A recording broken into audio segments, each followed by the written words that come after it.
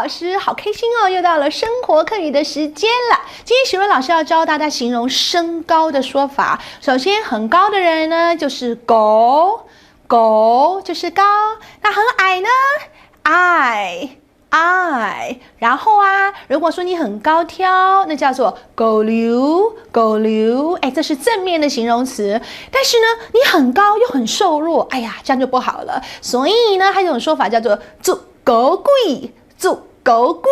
又高又瘦弱的人就是做狗贵。那再来，你身材如果很娇小的话呢，客家话是说谁嘎，谁嘎。哎，很棒很棒，念得很标准哦。再来呢，有一个，如果说你很矮，可是你又很胖，嘿嘿，那糟糕了。有一种说法叫做矮冬瓜，叫做爱冬瓜，爱冬瓜啊。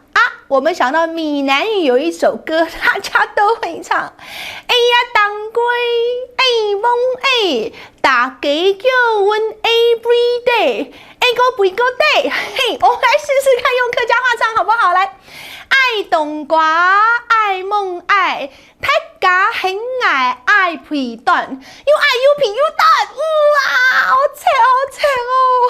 啊，大家在唱好玩的啦。那如果说一个男的真的很矮的话呢，客家话会说爱姑。爱姑哦，对，你猜对了，姑就是客家话的男人的意思。那如果女的很矮怎么说？来给你们讲。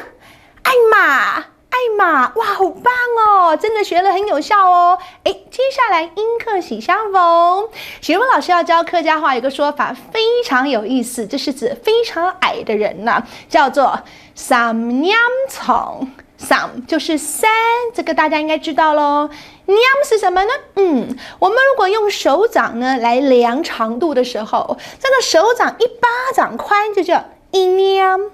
两娘、三娘，也就是你才3个巴掌长就量完了他的腿长了。所以客家话说三娘长就是形容一个人非常矮，腿很短的意思了。但这是夸张的讲法咯。那英文里面呢，白雪公主的好朋友七矮人，那样子的真正的矮人或侏儒呢，那个字是这么说的 dwarf， 或者是 midget。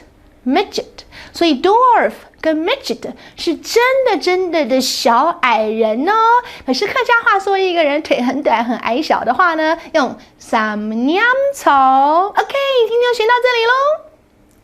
接下来呢，许巍老师要跟着大家一起来复习哦，嘴巴借我张开来念哦。第一个跟我念，很高，狗，矮，很好，狗溜，做狗贵，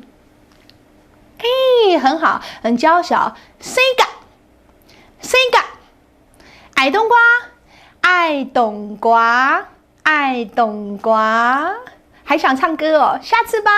来，爱姑，爱马，还记得三娘虫吗？我是许巍，我们记得每天跟着我学哦。按字 say 再见。